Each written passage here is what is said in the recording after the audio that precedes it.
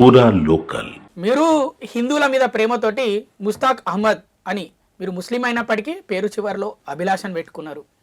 కానీ భారతదేశం సంబంధించిన హిందువులు బంగ్లాదేశ్లో ఉన్నారు, అక్కడే పుట్టిన హిందువులు కూడా ఉన్నారు. వాళ్ళపైన చాలా క్రూరంగా కిరాతకంగా బంగ్లాదేశ్లో దాడులు జరుగుతున్నాయి. ఏమంటారు? దీనికి ప్రధాన కారణం అండి, ముస్లింలు రెండు రకాలు ఉంటారండి. ఒకటి రియల్ ముస్లింలు, కాన్సెప్ట్ తెలిసిన వాళ్ళు, ధర్మజ్ఞానం ఉన్నవాళ్ళు, ధర్మజ్ఞానం లేని వాళ్ళు. ఇది ఒక డిఫరెన్స్ ఉంటుంది. ఇది ప్రతి మతానికి కూడా ఇది వర్తిస్తుంది.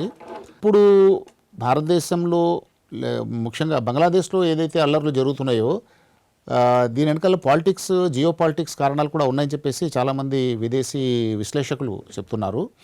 అయితే దురదృష్టం ఏంటంటే మన పొరుగున ఉన్నటువంటి బంగ్లాదేశ్లో ఉన్న మైనారిటీ హిందువులపై ఈ దాడులు ఏవైతే జరుగుతున్నాయో ఇవి చాలా అమానవీయమైనవి, ఖండించదగ్గవి.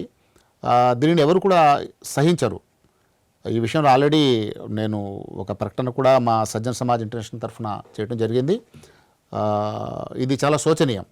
అయితే భవిష్యత్తులో ఇలాంటి సంఘటనలు జరగకుండా ఉండాలంటే ఏం చేయాలి అన్నది వెంటనే చర్య తీసుకోవాల్సిన బాధ్యత మన భారత ప్రభుత్వంపై కూడా ఉంది, అక్కడ ప్రభుత్వంపై కూడా ఉంది.